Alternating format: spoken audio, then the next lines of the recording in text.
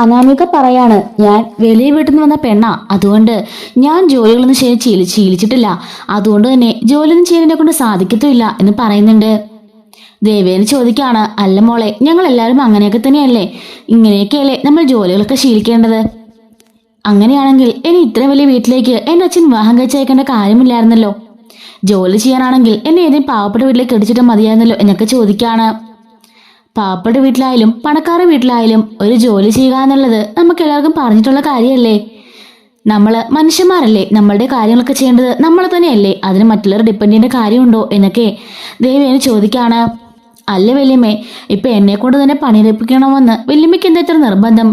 അയ്യോ മോളെ, എനിക്കിങ്ങനെ നിർബന്ധമൊന്നും ഇല്ല. അല്ല, ഈ വീട്ടിൽ വേലക്കാരിയില്ലേ? ഉണ്ട് മോളെ, മീനാക്ഷിയുണ്ട്, അവര് വല്ലപ്പോഴേ വരുള്ളൂ, വേറൊരാളെ ഒത്തു കിട്ടണ്ടേ. വരുന്നവരൊക്കെ 1-2 ദിവസം കഴിയുമ്പോൾ അങ്ങ് പോകും, അല്ലെങ്കിൽ പകലെല്ലാം രാത്രി വരില്ല, അങ്ങനെയൊക്കെ പല പല കാരണങ്ങളാ. പിന്നെ ഇത്രയും കാലം ഇവിടുത്തെ ജോലികളൊക്കെ ചെയ്തോണ്ടെന്ന് നയനയാ. ആ എങ്കിൽ പിന്നെ തുടർന്നും അത് തന്നെ പോരെ, നയന തന്നെ ചെയ്താൽ പോരെ, അല്ലാണ്ട് എന്നോടെന്തിനാ എല്ലാരും ഇങ്ങനെയൊക്കെ പറയുന്നേ?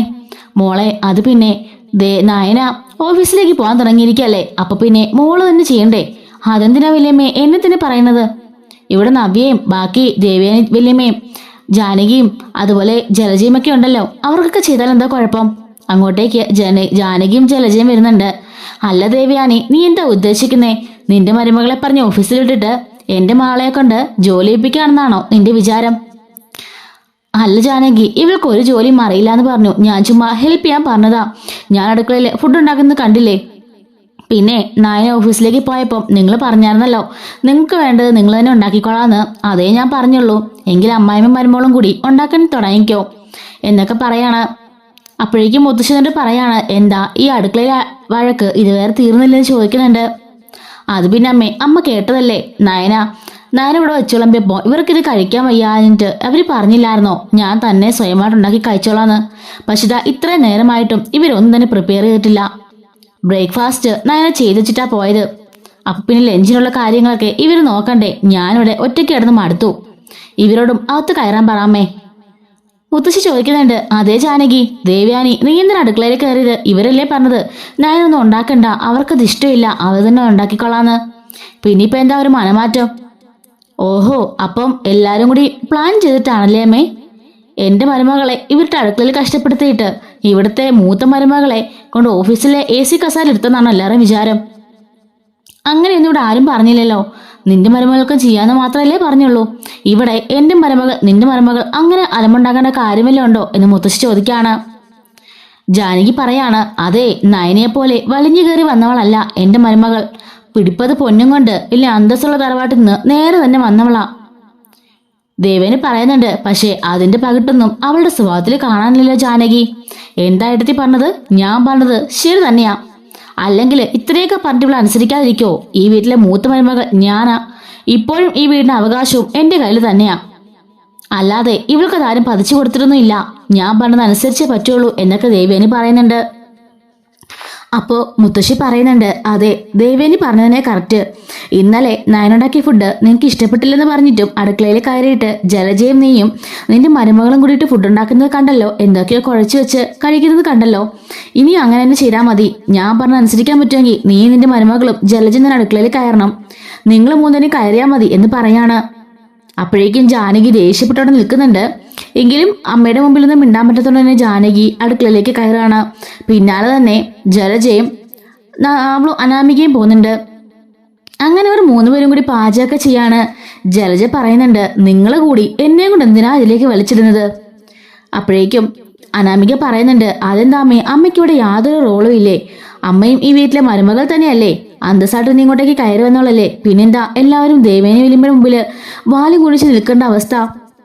അപ്പോഴേക്കും ജലജ പറയാണ്, എന്റെ പൊന്നുമോളെ, അതൊക്കെ വലിയ സംഭവമാ. ഈ തറവാട്ടിലെ മുമ്പ് തൊട്ടുള്ള പാരമ്പരാഗതമായ രീതികളാ. ഈ വീട്ടിൽ വരുന്ന മൂത്ത മരുമക്കായിരിക്കും ഈ വീട്ടിന്റെ താക്കോലും സ്ഥാനവും ഒക്കെ കൊടുക്കാറ്. അമ്മയുടെ കയ്യിലായിരുന്നു ഇത്രയും നാളും, ഇപ്പൊ അത് മൂത്ത മരുമകൾക്ക് കൈമാറി, ഇനിയിപ്പം അവരുടെ മൂത്ത മരുമകൾക്ക് അത് കൈമാറും. ജാനകി പറയാണ്, ഇല്ല, അതൊരിക്കലും സമ്മതിക്കില്ല ഞാൻ. നയന അവൾ ഒരു കാലത്തും ഒരു ഇതും ഇല്ലാത്തവളാ, അതുകൊണ്ട് അവൾക്ക് ഈ താക്കോലൊക്കെ ഞാൻ ഒരിക്കലും സമ്മതിക്കില്ല എന്ന് പറയുന്നുണ്ട്. അല്ല, മൂത്ത മരുമകൾ സ്ഥാനം വെച്ച് അവൾക്ക് തന്നെയല്ലേ അമ്മയെ കൊടുക്കാറ്?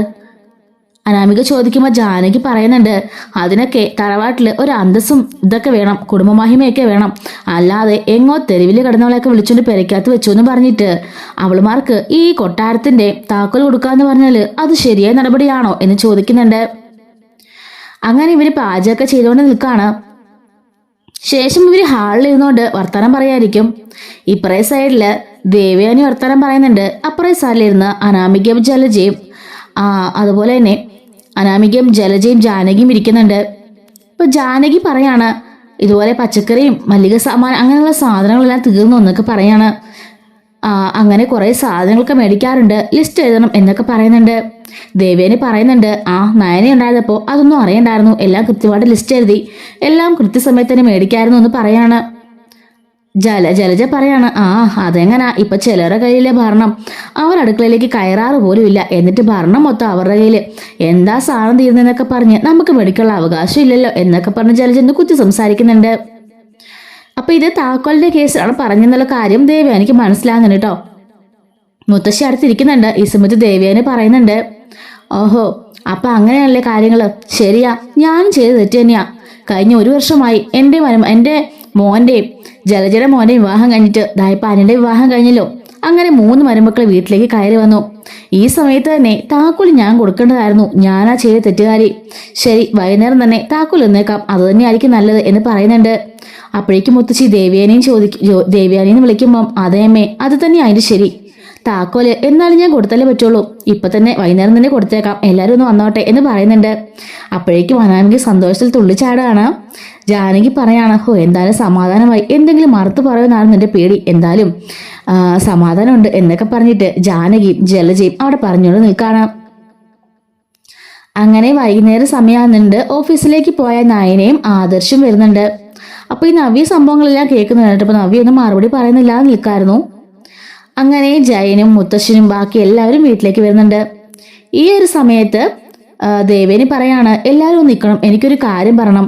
ഇത്രയും നാളും ഞാനായിരുന്നു ഈ വീടിന്റെ താക്കോലും ഈ വീടിന്റെ ഭരണമൊക്കെ ഏറ്റെടുത്തിരുന്നത്, ഇനിയിപ്പോൾ അത് കൈമാറാനുള്ള സമയമായി. അതിന് ഏറ്റവും യോഗ്യതയാളുടെ കയ്യിൽ മാത്രമേ ഈ താക്കോൽ കൊടുക്കാൻ പറ്റുള്ളൂ, അതുകൊണ്ട് ഈ താക്കോൽദാനം നിർവഹിക്കാൻ പോവാണെന്ന് പറയുന്നുണ്ട്. അപ്പോഴേക്കും അനാമികയുടെ നേരെ തിരികെയാണ് താക്കോലും കൊണ്ട് ദേവയാനി. ഇത് കാണുമ്പം ആദർശും ജയനും ഒക്കെ ഇങ്ങനെ ദേഷ്യം വരുന്നുണ്ട്. കാരണം നയനയാണല്ലോ മൂത്ത മരുമകൾ. മുത്തശ്ശനും ഒക്കെ ഇങ്ങനെ ദേവയാനി ഇങ്ങനെ നോക്കി നിൽക്കുകയാണ്, അവൾ ആർക്കാണ് കൊടുക്കാൻ പോണേന്ന് കാണാൻ വേണ്ടിയിട്ട്. അനാമികയുടെ അടുത്ത് വരെ ചെന്ന് ദേവയാനി പെട്ടെന്ന് തിരിഞ്ഞ് അത് നയനയുടെ കയ്യിൽ കൊണ്ട് കൊടുക്കുകയാണ്. അമ്മേന് നയന മുഖത്തോട്ട് നോക്കുമ്പം, അതെ, ഞാൻ പറഞ്ഞിരുന്നു ഇത് ഏറ്റവും യോഗ്യമായ ആളുടെ കയ്യിലാണ് കൊടുക്കുന്നതിന്, അതിനേറ്റവും യോഗ്യമായ ആള് നീ തന്നെയാണെന്ന് പറയുന്നുണ്ട്. ഈ സമയം അനാമിക്ക് ദേഷ്യം സഹിക്കാൻ വയ്യാതെ സങ്കടവും ദേഷ്യവും നാണക്കിടക്കേട്ട് നിൽക്കായിരിക്കും. ജാനകി പറയാണ്, അതെങ്ങനെയാ അവളുടെ കയ്യിൽ കൊടുക്കാൻ പറ്റാ? ദേവയാനി ചോദിക്കാണ്, എന്താ അങ്ങനെ കൊടുത്താൽ എന്താ കുഴപ്പം? അല്ല, ഏറ്റവും യോഗ്യമായ ആളെന്നല്ലേ പറഞ്ഞത്. അങ്ങനെ നോക്കുമ്പോൾ തറവാട് മഹിമ കൊണ്ടും സ്വത്ത് കൊണ്ടും എല്ലാം കൊണ്ടും യോഗ്യത എന്റെ മരുമകൾക്കല്ലേ, അല്ലാതെ അവൾമാർ രണ്ടുപേരും എവിടുന്നോ തെരുവിന് വലിഞ്ഞു കയറി വന്നവൾമാരല്ലേ എന്ന് പറയുന്നുണ്ട്. ദേവേനി പറയാണ്, ഒരു വീട് നോക്കി നടത്താന് അവൾ എവിടുന്ന് വന്നു എന്നുള്ളതല്ല പ്രധാനം. കഴിഞ്ഞ 1 വർഷമായിട്ട് നയന ഈ വീട്ടിൽ ചെയ്യുന്ന കാര്യങ്ങളെല്ലാം നിങ്ങൾക്കും അറിയാലോ. 3-4 ദിവസം നയനില്ലാത്തപ്പം ഈ വീടിന് താളം തന്നെ തെറ്റിപ്പോയ കാര്യം നിങ്ങൾക്ക് എല്ലാവർക്കും അറിയാമല്ലോ.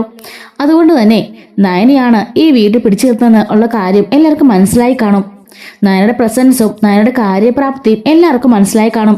അവൾ ഓഫീസിലാണെങ്കിലും അവൾ കിച്ചണിലെ എല്ലാ കാര്യങ്ങളും നോക്കുന്നുണ്ട്. അത് മാത്രമല്ല, നിങ്ങളെ സാധനം തീർന്നു ഇന്നല്ലേ പറഞ്ഞത്, അത് മിനിങ്ങാന്ന് തന്നെ അതിന്റെ കാര്യങ്ങളുടെ ലിസ്റ്റ് എല്ലാം എടുത്ത് അവൾ എന്നെ ഏൽപ്പിച്ചിരുന്നു. അങ്ങനെ ഈ വീട്ടിലുള്ള എല്ലാ കാര്യങ്ങളും ഓരോരുത്തരുടെ കാര്യങ്ങളും അവള് ചെക്ക് ചെയ്യുന്നുണ്ട്. അതുകൊണ്ട് ഈ താക്കോൽ കൊടുക്കാൻ ഏറ്റവും യോഗ്യതയായ ആളും നയന തന്നെയാ എന്ന് പറയുന്നുണ്ട്. മുത്തശ്ശൻ അങ്ങോട്ടേക്ക് വന്നിട്ട് പറയാണ്, മോളി എടുത്ത തീരുമാനമാണ് ഏറ്റവും ഉചിതമായ തീരുമാനം. ഈ വീട് നോക്കി നടത്താൻ മോളെ കഴിഞ്ഞിട്ട് അത് മോളുടെ മരുമോക്ക് തന്നെയാ അവകാശം, അവക്ക് അതിനുള്ള കാര്യപ്രാപ്തിയുണ്ട് എന്ന് പറയുന്നുണ്ട്.